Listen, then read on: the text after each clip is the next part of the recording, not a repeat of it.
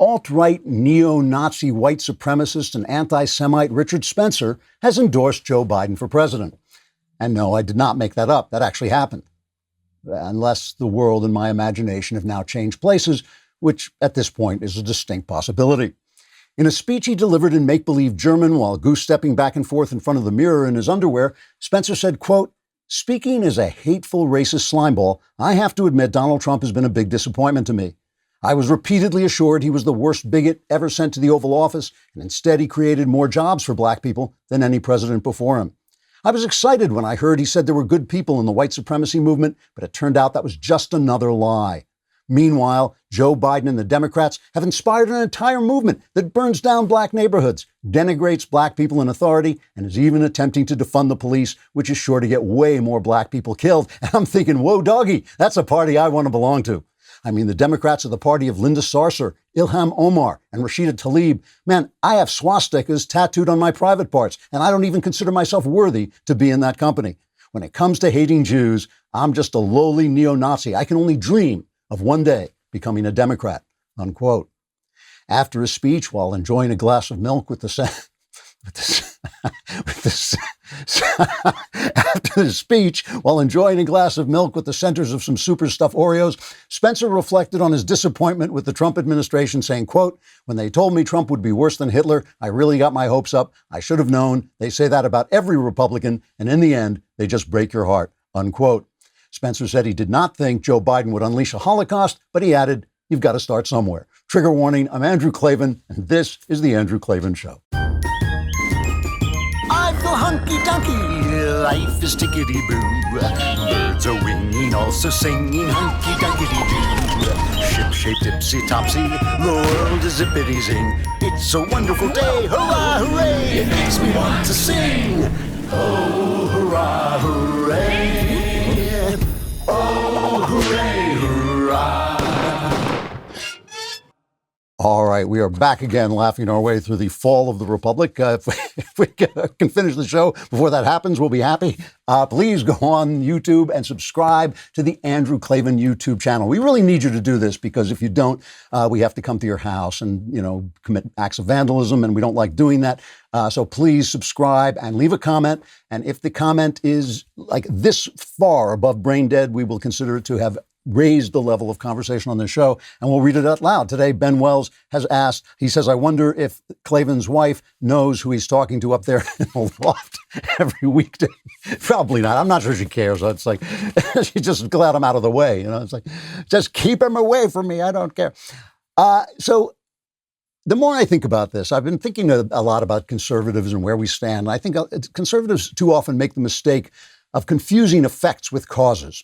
The other day, Netflix announced it would be streaming a movie called Cuties that sexualizes little girls, 11-year-olds. I think I mentioned this. The poster showed these children in suggestive poses. And when people complained, Netflix apologized for the poster, pretending they didn't realize that the problem was the film itself. This film is just the latest attempt by Western artists and intellectuals to normalize the rape of children. Towelhead, The Woodman, The Reader, Little Children, these are all movies in which child abuse is either made to seem sympathetic or those who disapprove of it are made to seem small-minded and hypocritical. Venues like the New York Times are now openly making this argument, as they did in one op-ed entitled "Pedophilia, a Disorder, Not a Crime," as if it couldn't be both. But of course, pedophilia is just the next step in a culture that praises abortion as a right and glorifies fetishes and perversions, turning us into meat puppets who have no inner life and it doesn't matter what we do with our bodies. A similar orgy of sexual ugliness took place in Germany in the prelude to the rise of the Nazis. Not a lot of people talk about this because they kind of portray it like cabaret, like divine decadence. But girls were dressing like boys and boys were dressing like girls. Very young kids were giving and selling their bodies and bragging about it. It was, I think then, as I think it is now, a rejection by young people of the values they thought had failed them. If the older generation's patriotism and economic conservatism had led to nothing but world war and financial ruin, why should they accept the worth of other basic values like manly honor and feminine virtue? America has, there's a lot of this that goes into America. And I blame my generation, basically. I blame the baby boomers who got rid of those values, but felt that they had been betrayed in Vietnam. Now, America has been at war in Afghanistan for 20 years. We're in debt up to our noses. That can't go well. Our infrastructure is rotten and our technological advance is slowed. The left is offering us nothing but ruinous socialism justified by self-hatred, and the right too often offers contentless Christianity and Christless prosperity, which I'll talk about more. Both sides have let government spending and different forms of globalism undermine the welfare of our own citizens. As always, I think we need to recover our history and the trajectory of thought since the year one on which we have built a concept of what a human being is, what his rights are, and what his purpose is. This is officially a sick society now. I think we all kind of agree on that. We have to fight the symptoms, but we need to find the cure. All right, let us talk about the cure for your smile. You want to have a great smile. It makes a big difference, especially when they come around.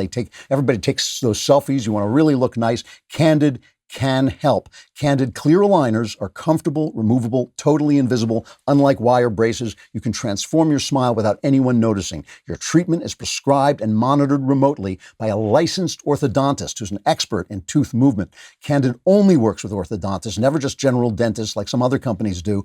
And with some of those other companies, you may never hear from a doctor as you go through treatment. That is ridiculous. With Candid, your treatment includes remote monitoring by the same orthodontist who created your plan. The average Candid treatment is just 6 months, and you'll start seeing results way before then. If you are ready to take the first step toward getting your dream smile, get started today from the comfort of your own home with Candid's risk-free starter kit and $75 off. Go to candidco.com/Klavan and use code Klavan. That's candidco.com/Klavan, code Klavan for your risk-free starter kit and $75 off. Candidco.com/Klavan, code Klavan, so you have a big smile on your face when you say, "How do you smell Klavan?" It's Klavan.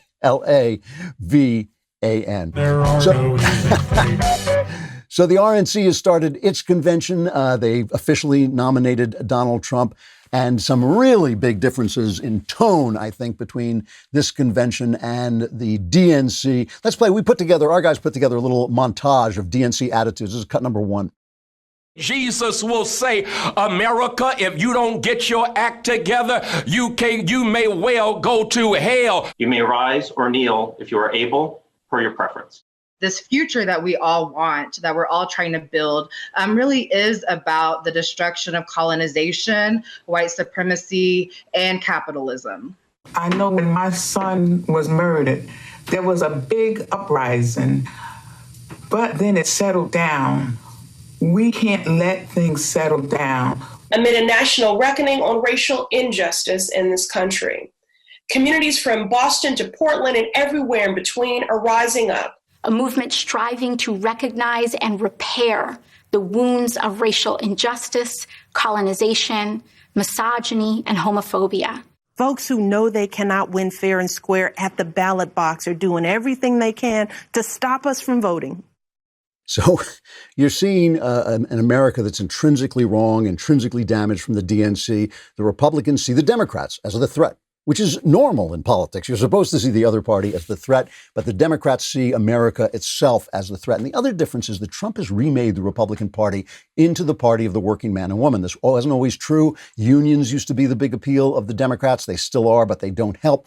What Trump has realized, and too many conservatives have not caught up with, we had a big argument about this on the All Access after the Backstage, is that business is not always right. The corporations are not on our side anymore. And corporations are power centers, just like anything else. The left used to know this. Now that the corporations are on their side, they don't care about it anymore. We have to. If our rights are given from God, they can be taken away from different kinds of power centers. So this blind love of capitalism, and I love capitalism. Capitalism is a great thing, but this blind love of capitalism above our values and above the good of our people is a mistake. Trump is correcting that mistake. That's a big, big deal, and it makes a big difference as this convention goes forward. It's being watched by more people than the DNC convention, and I think it's going to be a lot more interesting. What was really interesting to me, a lot of people, this is going to be the only time that a lot of people see the conservative or Republican point of view. Remember, many people are getting their news, especially older people, are getting their news from TV. They don't know it's biased.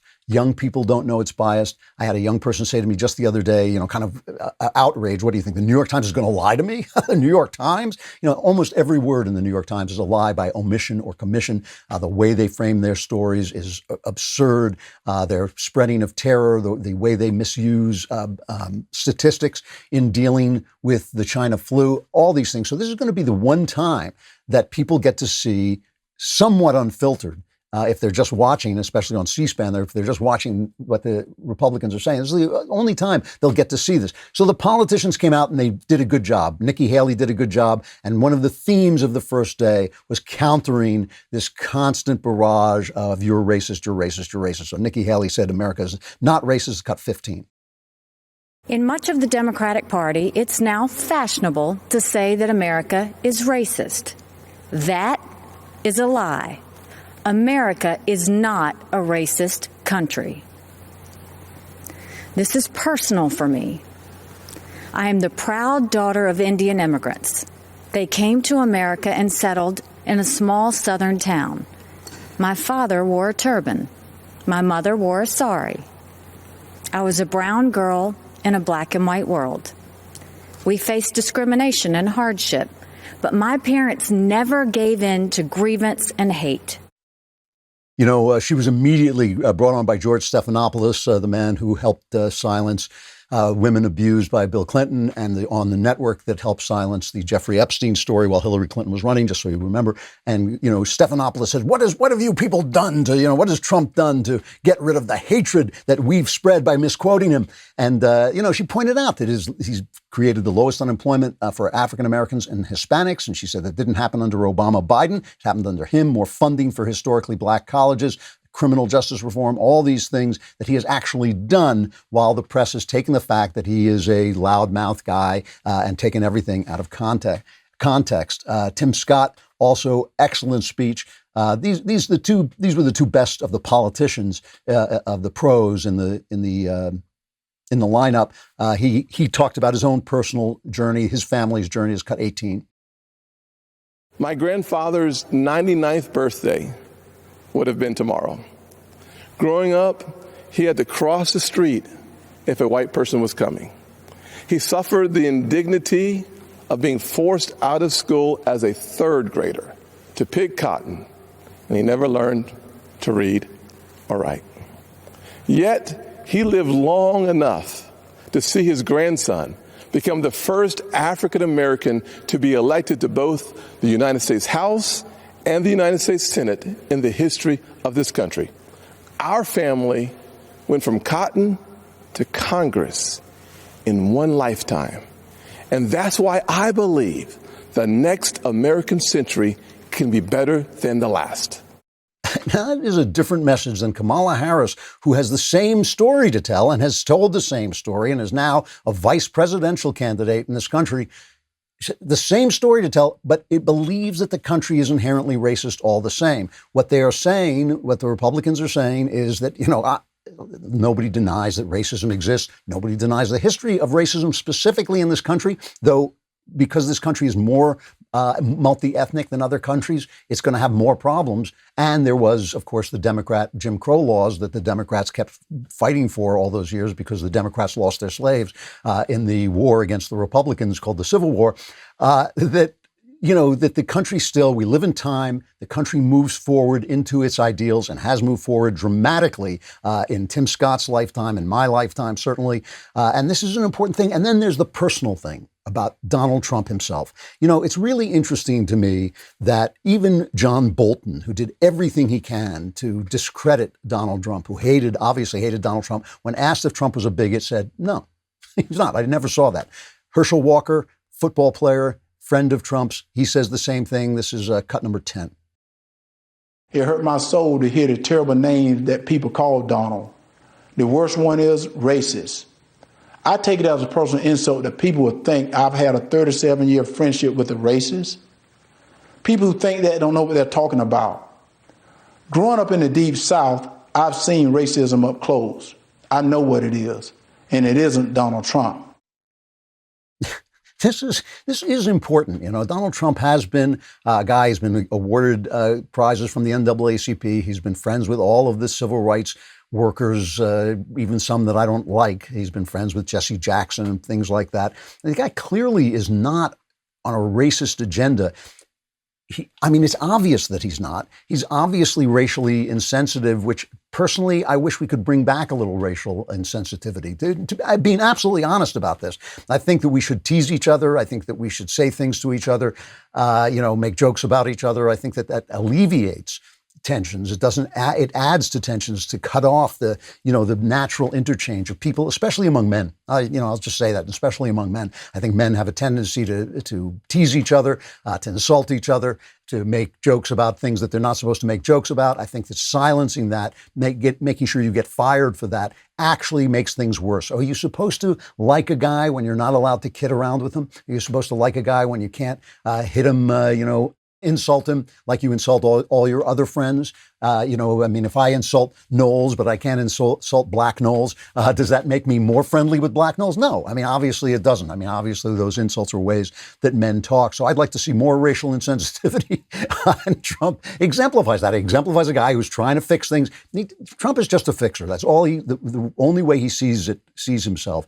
And does that sometimes create problems with the way he talks? Yes, it does. Does it sometimes create problems in his personality, which can be unkind to people who insult him? I think it does. I think those are problems. But to call him racist is just unfair. But they have to. This is their thing. The fact that Democrats have not done anything for Black people, the fact that I think Black people in this country are suffering from Democrat problems, are suffering from Democrat so-called sensitivity, that all of Democrat programs serve white people. They serve white people's guilt, but they don't serve Black people. They have to cover this up. So, of course, the press is there. CNN immediately attacks having, people like Nikki Haley, of Indian descent, Tim Scott, Herschel Walker. They immediately attack this as tokenism. Here's CNN cut 2. I think Tim Scott and Nikki Haley are there to say, listen, maybe Donald Trump isn't as racist as you think he is, or as racist as he often sounds, because here is Tim Scott praising him, here is Nikki Haley praising him, and there are a number of other African Americans woven throughout tonight. How much do you think of some of this tonight was sort of giving permission to more moderate white voters that, it's okay for you to vote for Donald Trump despite his rhetoric on some of hhis racist rhetoric? That's amazing stuff. Look, it's CNN. We know what they are. They're just a DNC spokespeople. But still, CNN literally broke in to fact check Trump in the middle of the convention. They thought, how honest is that? But they didn't break in on Obama when he mischaracterized the Constitution, saying it was all about democracy, when he said that, the rioters were still burning down Kenosha, Wisconsin. They're kind of the absolute fulfillment of the founders' dreams, which was a lie. They didn't break in on that. They didn't break in when Michelle Obama said Republicans put children in cages when those cages were built by her husband's administration, and people were kept in them as well during that. They didn't break in on Biden saying Trump said that good people were on both sides, because they've been spreading that lie since the beginning. But what does it say, just for a minute, what does it say about you? And this is another part of the Republican and especially the Trump-publican agenda, that Trump is for the ordinary guy. This has been, they call it populism, but populism is a kind of weird thing, because populism can be just demagoguery, and I don't think that's what this is. It's a real feel for ordinary people. And so all the pundits were impressed with Tim Scott and Nikki Haley because they're politicians, but really a lot of this is about ordinary people and ordinary people's lives. What does it say that CNN broke in on the story as it's unfolding? Because the story is the RNC convention, just like last week it was the DNC convention. You never heard me complain that they covered 90% of the DNC convention without breaking in. I didn't complain about that. I complained about their rapturous praise, but still, what does it say about their attitude toward you? And I think this is the thing about the Democrats and about the left. They have to break in because they can't let you see for yourself. You can't make up your own mind. You have to be guided by them. And isn't that what the left is saying all the way down? You can't spend your own money. You can't be trusted to build your own business. You can't be trusted to think your own thoughts. They've got to do it for you. If you think for yourself, one of the first things you're going to think is stamps.com, of course, because otherwise you got to go to the post office. Now, I love the post office. I've been living off the post office all of my life. But If I can have the post office, I can stuff the post office into my computer with all the other stuff that's in there. That works best for me because I don't have to go. I don't have to wait online and all of that stuff. Thousands of small business owners have discovered the benefits of Stamps.com in recent months. They've been able to keep their businesses running and avoid the crowds at the post office, all from their own computers. You save money with discounted rates you can't even get at the post office. And Stamps.com also offers UPS services with discounts up to 62% and no residential surcharges. Stamps.com brings all the mailing and shipping services you need right to your computer in the comfort of your home or office. And right now, my listeners get a special offer that includes a 4-week trial plus free postage and a digital scale without any long-term commitment. Just go to Stamps.com, click on the microphone at the top of the homepage, and type in Klavan. That's Stamps.com. Enter Klavan. I know you're frozen. You're frozen. Your hand's hovering above the keyboard, just trembling. There's shaking hand because you don't know how do I spell Klavan? It's Klavan. There are no E's in Klavan. I make it look this easy. That's it. So anyway, what I was really impressed with some of the other people who talked about Trump, and this, of course, is the other thing, because so much of the DNC convention was about Orange Man bad, Orange Man bad, Orange Man mean, Orange Man evil, the whole thing. And I just liked the stories that they told about Trump as an ordinary guy. My favorite moment still in the Trump presidency is the moment when the Marine's hat blew off and Trump, without thinking, chased it down, because Trump does think of himself as an ordinary guy. Obviously, he thinks of himself as the super ordinary guy. He thinks of himself as the avatar of ordinary people, but he still thinks of himself as a guy from Queens who chases down a Marine's hat and puts it back on his head. You can't imagine Barack Obama even gesturing to do that instinctively, who thought he was basically had descended to lead us from above.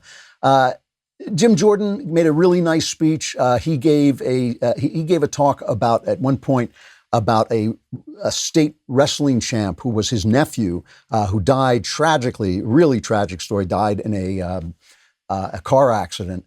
And Jordan was going to visit the family. And while he was walking in to visit the family, Trump called him on the phone. And Jordan asked if Trump would talk to the father, and Trump did. So here's just a little cut of this. I walked through the door and said, "Todd, the president wants to talk to you."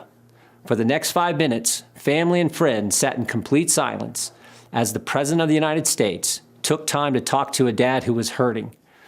That's the president I've gotten to know the last 4 years. The president who shared private moments like this with soldiers, victims of violent crime, and people who've had businesses destroyed by the mob. That's the individual who's made America great again and who knows America's best days are still in front of us. And there was also this guy, Maximo Alvarez. He's the Cuban guy who escaped from Cuba and built a very successful gas distribution business. And he was talking about the comparison between communist countries and a free country like America still is for the moment. Here he is. My families don't run away. By the grace of God, I live the American dream. The greatest blessing I ever had. My dad, who only had a 6th grade education, told me, "Don't lose this place. You'll never be as lucky as me." I'm speaking to you today because my family is done abandoning what we rightfully earned. There's no place to hide. I choose President Trump because I choose America. I choose freedom. I still hear my dad.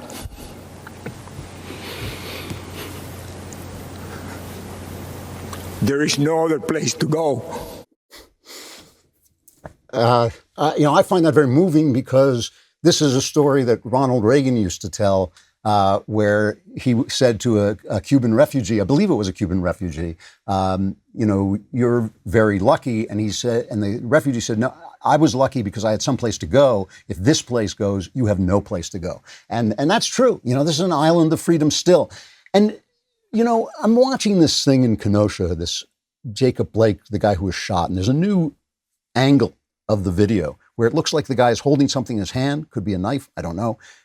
In the new angle, you can see him struggling with the police, fighting the police. He's got had a warrant out for his arrest. He has a warrant out for his arrest right now. He's still alive. He has a warrant out for his arrest for abusing women. And the press is just selling this, is selling the violence. And meanwhile, the violence is getting personal. In Washington, this is happening in Washington, they were shouting at diners on the street because all the restaurants are out on the street. Here, they actually went into the restaurant. And these are Black Lives Matter people, instigated by the press. There's just no other way to say it. Shouting at these people saying, raise your fist. And a woman stands up to them. She says, no, I'm not going to raise my fist. And they just torment her. Listen to this.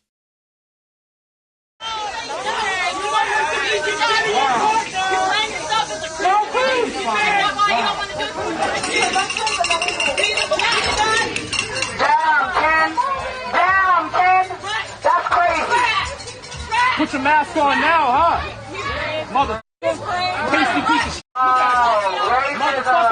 White supremacy. Hey. Yeah, so, they're screaming through a bullhorn, white supremacist, racist, because the woman refuses to join this violent Marxist terrorist movement. It is a violent Marxist terrorist movement. That is what it is. And you can call it Black Lives Matter. You can call it I Love Puppies. You can call it My Little Pony, whatever you want to call it. It is a violent Marxist terrorist movement that is opposed to this country. And on top of which, all the facts that it is based on aren't facts. The police do not routinely kill innocent Black offenders. They do not, innocent Black inoffenders. They do not do that. When the DNC makes speeches saying, the long list, the endless list. Michelle Obama said the endless list of names. It's not an endless list of names. It's not even it's a countable number of people who were shot by police while they were unarmed, but that doesn't mean they weren't driving a car at the police. That didn't mean they weren't reaching for a gun. It doesn't mean they weren't saying, I will reach for a gun. Look, the cops' safety comes first. And obviously that doesn't mean they should open fire. Obviously they have to be highly trained. They have to know what they're doing. But the narrative that they are racist and are out there killing Black people is false. It's just a false one. It isn't held up by the numbers. And whenever you point that out, they say, well, what about the lived experience by Blacks? Well, we all have lived experience. It doesn't mean it's in keeping with reality. It doesn't mean it's in keeping with the issue. The issue was ginned up by Barack Obama to cover up the fact that his administration was a failure. He played the race card when his policies didn't work because he couldn't admit that his policies didn't work. And the support that they are giving to these people in the press routinely is part of the problem, if not the whole problem. If they weren't getting that support, I think Trump would probably have acted more harshly. I think some of the governors would have acted more harshly. They did call in the National Guard in Wisconsin. Here's Mark and Patricia McCloskey. They were speaking there. They're the people in St. Louis who took out their guns to protect their property when the mob came. It seems as if the Democrats no longer view the government's job as protecting honest citizens from criminals, but rather protecting criminals from honest citizens. Not a single person in the out-of-control mob you saw at our house was charged with a crime. But you know who was? We were. They've actually charged us with felonies for daring to defend our home. And once again, this is important that, obviously these guys like the Cuban businessman, these are guys who've made it, Herschel Walker, guys who've made it, but they made it because the country allows people to make it. They made it because they took responsibility for themselves. And it's just not right. It is just not right to defend bullies and vandals and arsonists. It ain't right. If this is a revolution, if you are joining a revolution, then we have the right to call out the army and put that revolution down. That's how you handle a revolution. But if you're just causing terror, and that's really what they're doing, if you're just causing terror and intimidation, one of the great words that I love that they use all the time is divisive. And the idea that somebody is divisive in politics is a nonsense, right? Of course, politics is divisive. You want us to win and them to lose. But the fact that the press routinely calls it divisive when Trump and the Republicans point to this violence going on in our cities really raises the question of what is their idea of honesty? What when they go to work in the morning, what do they say when you put on your tie in the morning, these journalists? What is their idea of honesty? Is it not divisive to burn down a city? Is it not divisive to get in a woman's face with a mob in a woman's face and say, if you don't raise your fist, we're going to call you racist and we're going to call you evil names and, ugly names? Is that not divisive? And is it not divisive? Is it divisive to point that out, that it's happening, not just in Portland, not just in Seattle, not just in Wisconsin, but in Chicago, in Washington, and all these other places? It's happening around the country, and it's being covered up by the press when it's not being played down. On CBS, they were calling this the Kenosha demonstrations mostly peaceful, as the city is on fire, as businesses are being burned, and a lot of them black businesses, of course. It is the problem. It is the problem that if normal politics is going on, I don't have a problem with that. I don't have a problem with the DNC attacking Trump. That's part of their job. That's what they should do. I don't have a problem with Trump fighting back and attacking the Democrats. The problem is the refs are bought. The problem is we're living in a dirty game, a game that has been skewed. And that really is the trouble. I'll show you what I mean in just a second. But first, let's talk about something much more pleasant, namely Paint Your Life. You love to have nice artwork on your wall, but why shouldn't it be artwork that represents you and your family? I got one of these. They let me have one to let me test the product, and it really was good. I just sent them a photograph, and an actual artist, this is not done by machine, an actual artist hand painted that photograph to turn it into a really attractive picture. It was really nice, and they can use any photo. It's affordable. You can choose your artist, and the artist will stay in touch with you and tell you what's going on and let you see things along the way. It's a user-friendly platform that lets you order a custom-made, hand-painted portrait in less than 5 minutes. It's a quick, easy process, and it makes a nice gift. Obviously you can get your dog and get your family, get your kids, whatever you want. It's meaningful, personal, and you can keep it forever. Please, at paintyourlife.com, there's no risk. If you don't love the final painting, your money is refunded, guaranteed. And right now, as a limited time offer, get 20% off your painting. That's right, 20% off and free shipping. To get this special offer, text the word Andrew to 64,000. That's Andrew to 64,000. Text Andrew to 64,000. Paint Your Life. Celebrate the moments that matter most. So Matt Walsh is still recovering from his DNC watch party, but tonight I will be watching the RNC at dailywire.com. I'll be live streaming President Trump's speech and watching with you, taking your comments and questions. This starts at 10 p.m. Eastern, 7 p.m. Pacific for an hour.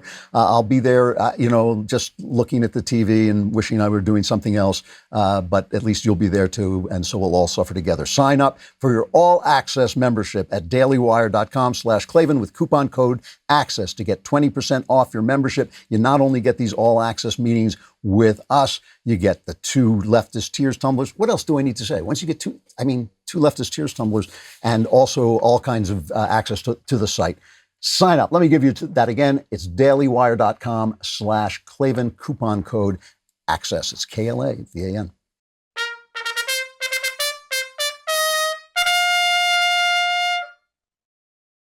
All right, so talking about the dirty press, the corrupt press, the completely low and evil press. I just want to play 2 montages. Here is first a montage that we played last week of the network covering the DNC. This is the networks covering the Democrats. This is cut 6. A different kind of fierce there from Michelle Obama, and explaining what she means by going high in these times, in this moment in history. Kind of a sermon on empathy, but she also wielded a sledgehammer against President Trump in that speech, direct and forceful. A character endorsement of Joe Biden, but a searing indictment of Donald Trump, and also an exhortation to go out and vote early, as she said, and in person if you can. Extraordinary speech by the First Lady, and I can't help think about even her in that earlier documentary this year, Becoming, where she talked about her trauma. I kept thinking of on alarms where it says break glass in case of emergency. There was glass all over the place by the end of this speech. This was an emergency speech by someone who's not a politician, who has written one of the most successful books in modern times. Here's the network's coverage of the first night of the Republican convention, cut 5. These next 4 days are supposed to be more optimistic and hopeful, but based on what we've seen so far today, there are questions about whether the Trump team are going to stick to that plan. The president kicking things off today gave a speech full of grievances, and he has been painting a fairly apocalyptic picture of what will happen if he is not reelected. Well, right now it feels like a base convention or disaffected Republicans of who they're trying to talk to. But so far, at least this night, it has been a lot of red meat. Not so much optimism and hope. We've heard a lot of talk about violence in the streets, unrest right now, Black Lives Matter, the police. No talk about what's roiling the streets of Kenosha, Wisconsin right now. And what's interesting, if I can, I'm just hung up a little bit about Nikki Haley, a comment that she made, America is not a racist country. I think that that's a statement that a lot of black people, black and brown people would take umbrage with. You know, it's funny. Somebody tweeted online, Nikki Haley said there's no racism in America. That's not what she said. She said it's not a racist country. If that woman thinks this is a racist country, she's never been anywhere. She's never left the country. She's never traveled anywhere. Because if you compare it to any place on earth, it is the least racist country. That's just true. That is just the truth. And it's the least racist country that has the kind of large mix of different kinds of people that it has. One of the biggest things that they're trying to stop, not just the idea that the Republicans aren't racist. They do not want you to see that. They do not want you to think it. They do not want the thought to enter your head. But the other thing is that it's somehow, first of all, that we have to keep the economy shut down, but it's Trump's fault that the economy is shut down. And the idea that Trump mishandled the pandemic. The RNC played a video of Democrats praising Trump's actions during the pandemic. Here's that video. He said everything that I could have hoped for. Promise made, promise kept. He is ready, willing, and able to help. He has been responsive. He's done a lot of good things. What the federal government did was a phenomenal accomplishment. In our hour of need, and you all literally are helping us in a big way. We were at the edge, and this is life or death stuff, and we're forever thankful for that.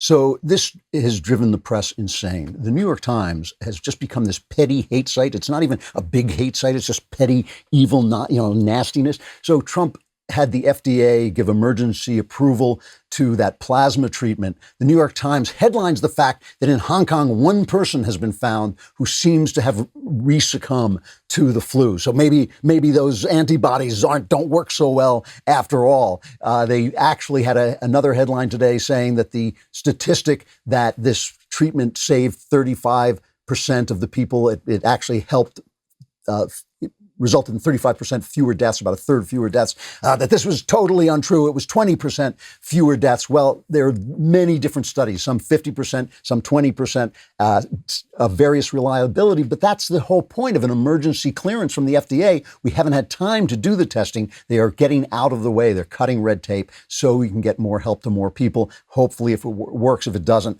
obviously you put the restrictions back in place. You know, there's an excellent piece in the Claremont Review of Books by William Vogley, talking about the difficulties a government of free people has in dealing with this kind of emergency. That when we think about this, what we are comparing the government to is some kind of imaginary, omnicompetent government that knows everything in advance and that doesn't have a bureaucracy. Bureaucracies, remember, are meant to slow things down. The FDA is not a bad organization. It is there to slow down processes so we don't get medicines that kill us. But of course, because it's a bureaucracy, it simply gets bigger and bigger and more onerous so that you can't test medicines when you need them. When people are dying, it's not a bad thing to let them have experimental medicines if they're going to die anyway. This is one of the things that Trump has done with his right to try regulations. Let people try if they're going to die. There's no point in just telling them to go off and die and decrease the surplus population. No, they should be able to use medicines that haven't been approved yet. Of course they should. It's ridiculous that they can't. So the FDA is not a bad organization per se. Just like every bureaucracy, it gets in the way. And it is one of the reasons that we had the disastrous glitch in testing at the very beginning of the pandemic. But the way the press compares our handling of the pandemic to other countries is simply a standing lie. To compare the United States of America to outcomes in countries the size of Britain or Germany, which are the size of one of our states and do not have the diversity of our states, is simply unfair. the New York Times, really a former newspaper, they are still having the rate that people are coming down with the disease, which is wholly a function of testing. We have better testing. Trump has made sure that the testing has gotten out there. And so there's going to be a lot more people tested. We have a lot more idea of how many people are coming down with this. So that doesn't mean anything. Death rates are a much better way of looking at it, but death rates where? Death rates where? If you're comparing Britain, the size of Oregon, to our entire country, but why not compare it to one state, New York or Oregon or South Dakota? All of them have different rates. And of course, if you took out the tri-state area, meaning Connecticut, New Jersey, and New York, it would be a tremendous change. I mean, it was something like it would mean our death rates would go down maybe 30%. Yeah, they'd be 30% lower if you just took out this tri-state area. So that means we should be talking about Andrew Cuomo and how he handled this, but instead they're glorifying him and making him the hero of the day.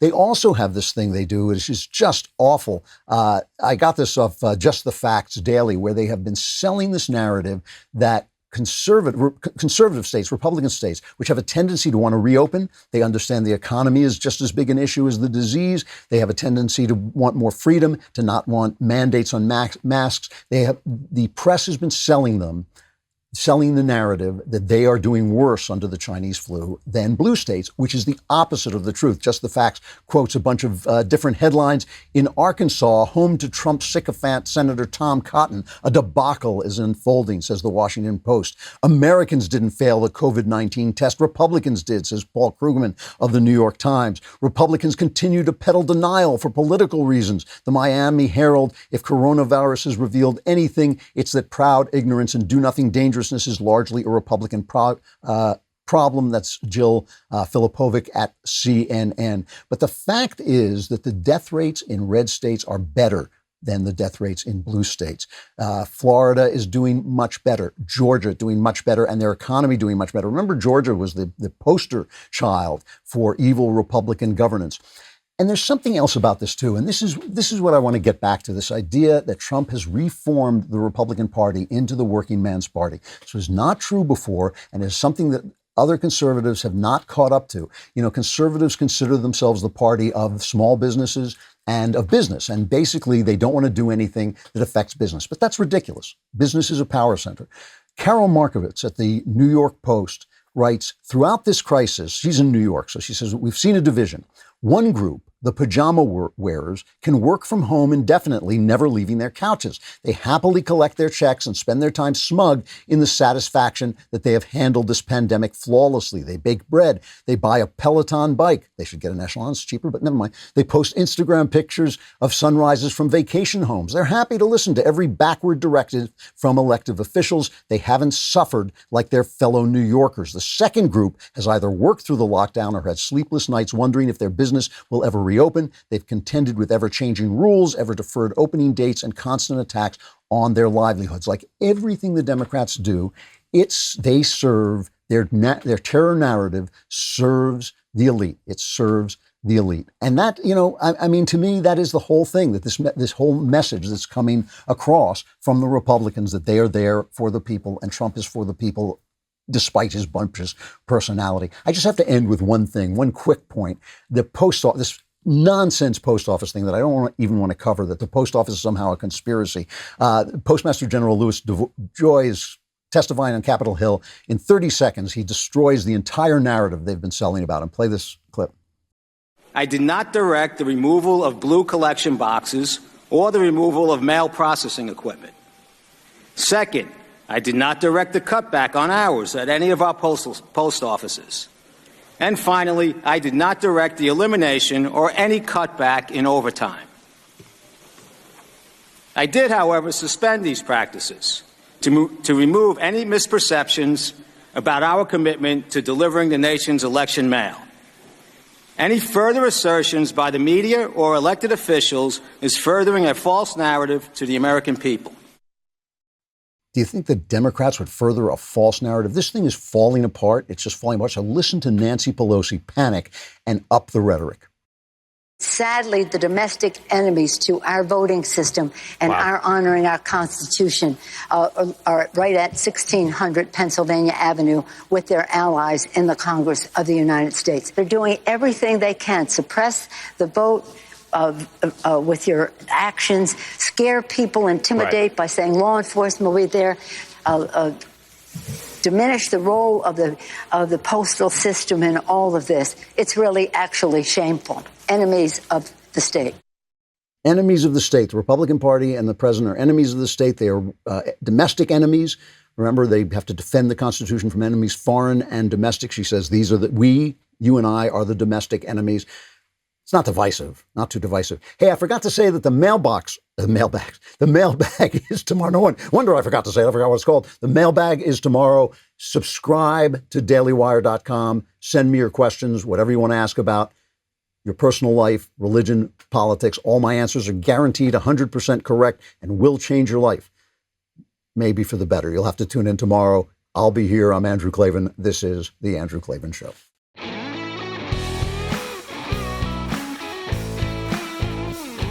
The Andrew Klavan Show is produced by Robert Sterling.